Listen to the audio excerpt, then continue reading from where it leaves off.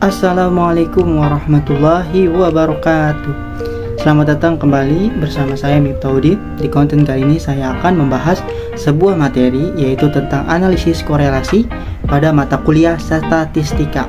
Nah, analisis korelasi ini kita akan membahas untuk apa sih analisis korelasi ini, dan bagaimana cara menghitung korelasi dengan cara manual.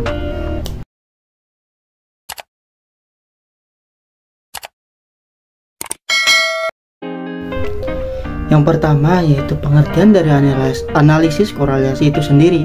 Analisis korelasi itu sendiri digunakan untuk mengetahui derajat hubungan antara dua variabel ataupun lebih. Nah, analisis korelasi ini disimbolkan dengan koefisien korelasi. Nah, koefisien korelasi ini menyatakan hubungan antara variabel, bentuk variabel ataupun arah hubungan, dan besarnya kontribusi variabel terhadap variabel terikat. Nah, bentuk atau arah hubungan ini di antara variabel dinyatakan dalam positif atau negatif. Nah, bentuk arah positif maksudnya jika arah variabel satu dapat meningkatkan variabel yang lainnya, itulah hubungan variabel yang positif. Jika hubungan yang negatif, maka variabel yang lainnya menurun. Nah, pada koefisien korelasi ini ada tabelnya untuk menyatakan kekuatan yang paling rendah atau sangat rendah, itu intervalnya bernilai 0 sampai dengan 0,199. Sedangkan yang sangat tinggi atau kuat sekali itu bernilai 0,8 sampai dengan 1,00. Ini nanti bergantung pada besarnya koefisien korelasi. Nah, yang selanjutnya adalah tentang analisis korelasi sederhana. Jadi sebenarnya analisis korelasi ini itu ada analisis korelasi sederhana dan juga analisis korelasi ganda. Akan tetapi untuk tingkat sarjana, terutama pada mata kuliah statistika pendidikan, kita hanya mempelajari tentang analisis korelasi sederhana. Apa sih analisis korelasi sederhana itu? Analisis korelasi sederhana ini digunakan untuk menguji hubungan antara satu variabel bebas dan satu variabel terikat. Jadi hanya ada dua variabel di sini, yaitu satu bebas, yang satu terikat. Ada dua jenis cara, yakni ada first product moment dan juga Spearman rank. Nah, first product moment itu digunakan untuk menguji hubungan antara dua variabel yang datanya berupa interval atau rasio, dan datanya interval atau rasio kita masukkan ke first product moment. Nah, bagaimana jika datanya bentuk yang lain? Nah, jika datanya berbentuk ordinal, kita menggunakan Spearman rank. Nah, selanjutnya di sini ada koefisien determinasi atau disingkat KD. Adalah angka yang menyatakan kontribusi atau sumbangan yang diberikan oleh satu atau lebih variabel X bebas terhadap variabel Y terikat. Rumusnya yaitu KD sama dengan R kuadrat dikali 100%. Nah, ini adalah persamaan untuk present product moment koefisien korelasi. Present product moment dilambangkan dengan R kecil dan persamaannya adalah R sama dengan N dikalikan sigma XY dikurangi sigma X dikalikan sigma XY sigma Y dibagi akar dari N dikali sigma Y kuadrat dikurangi sigma X dalam kurung kuadrat dikali N sigma Y kuadrat dikurangi sigma Y dalam kurung kuadrat. Nah, keterangannya adalah R adalah koefisien korelasi, N adalah jumlah data sigma X adalah jumlah skor variabel X, dan sigma Y adalah jumlah skor variabel Y. Nah, untuk menghitung korelasi person product moment, di sini ada namanya tabel penolong untuk mencari nilai R-nya. Nah, di sini ada variabel X dan variabel Y, dan juga rata-rata variabel X dan variabel Y. Dan di sini ada X, variabel X dikurang rata-rata variabel X, dan juga variabel Y dikurang rata-rata variabel Y. Di sini ada kolom X kuadrat dan juga kolom X Y kuadrat, dan juga ada sigma X kuadrat dan sigma Y kuadrat, dan juga ada sigma X kali Y. Nah, sudah tahu ada tabel penolong, maka menggunakan tabel penolong dengan rumusnya menjadi R sigma XY per akar dalam kurung sigma X kuadrat dikali dalam kurung sigma Y kuadrat. Pengujian hipotesis dilakukan dengan menggunakan tabel R produk momen dengan derajat kebebasan dk sama dengan n kurang 2. Selanjutnya ada contoh soal sebagai berikut. Seorang dosen ingin mengetahui apakah ada hubungan antara jumlah SKS yang diambil dengan IPK mahasiswa. Data yang dikumpulkan sebagai berikut. Jumlah SKS 10, 10, 15, 10, 5 dan IPK yang didapat 3, 2,5, 2, 1,5 dan 1. Nah, timbul pertanyaan yang mana sebagai berikut. 1. Beberapa besar hubungan korelasi antara jumlah SKS dengan IPK yang diperoleh. Yang kedua, berapa besar sumbangan dalam bentuk persentase variabel jumlah SKS terhadap IPK yang diperoleh. 3. Dengan tingkat signifikansi alfa sama dengan 5%, ujilah apakah ada hubungan yang signifikan antara jumlah SKS dengan IPK yang diperoleh. Nah, yang pertama ditanya berapa besar hubungan antara jumlah SKS dengan IPK yang diperoleh. Pertama, kita buat tabel penolong untuk mencari nilai R.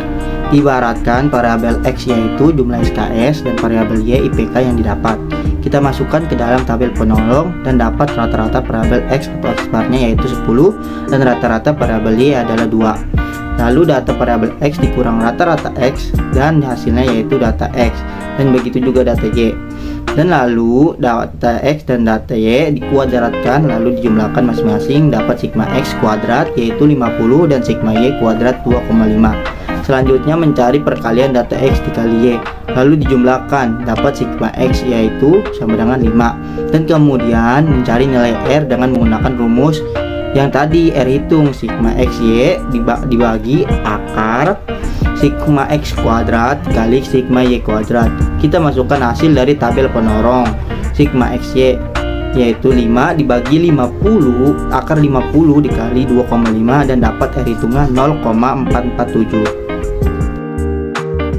Nah, selanjutnya berapa sumbangan variabel jumlah SKS terhadap IPK yang diperoleh. Menggunakan rumus koefisien determinasi yaitu KD sama dengan R kuadrat dikali 100%. Kita masukkan irit hitung yang tadi yaitu 0,447 dikuadratkan, dapat hasil 0,1998 dikali 100% hasilnya 19,9%. Sedangkan sisanya yaitu 80,1% ditentukan oleh variabel lain.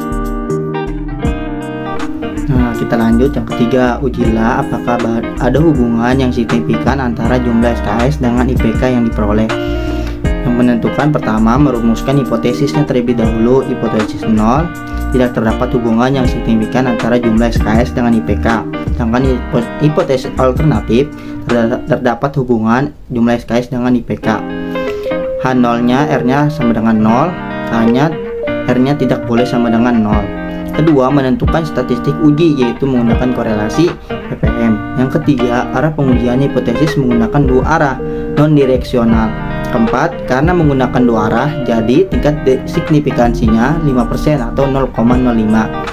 Yang kelima, dengan ketentuan H0 jika diterima maka R hitung lebih kecil dari R tabel, dan jika HA-nya ditolak maka R hitung lebih besar dari R tabel. Keenam, menentukan statistik hitung sesuai perhitungan yang tadi di awal. R hitungnya diketahui 0,447. Ketujuh, menarik kesimpulan.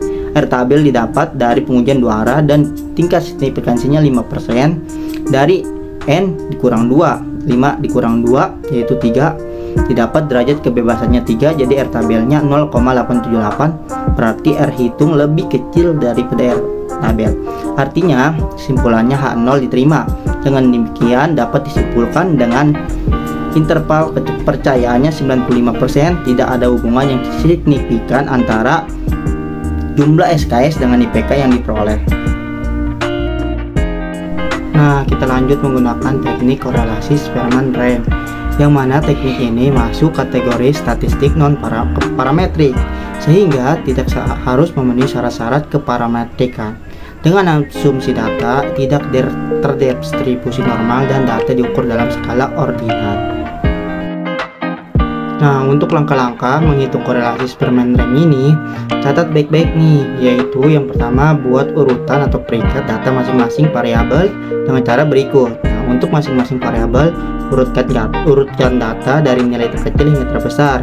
Jika ada beberapa data yang nilainya sama atau tetap, dituliskan sebanyak beberapa yang sama. Nah, selanjutnya data terendah diberi ranking nomor 1, lalu data berikutnya 2, dan seterusnya. Jika ada data yang sama nilainya, maka rumusnya posisi atau ranking seharusnya jumlah lalu dibagi dengan jumlah yang sama. Contoh, rank 2 dan 3 sama nih datanya, yaitu 5. Nah, rank 2 dan 3 itu dijumlahkan, hasilnya 5, lalu dibagi 2, karena ranknya yang sama ada 2, jadi 2,5. Nah, rank dituliskan tersebut di kedua posisi tersebut. Nah, seperti halnya persen produk momen atau PPM di korelasi Superman rank juga ada tabel penolong untuk menentukannya. Sebagai berikut, ini dia. Nah, untuk menentukan nilai R-nya, maka diperlukan rumus, yaitu R sama dengan 1 dikurang 6 dikali sigma D kuadrat dibagi N dikali N kuadrat dikurang 1, dan pengujian hipotesisnya dilakukan oleh tabel Rho atau Superman rank PK sama dengan N. Nah, ada contoh soalnya nih. Seorang manajer ingin mengetahui apakah ada korelasi antara motivasi berprestasi dengan kinerja karyawan di perusahaannya. Berikut adalah data yang diperoleh sebagai berikut. Nah, ditanya berapa besar hubungan antara motivasi berprestasi dan kinerja karyawan.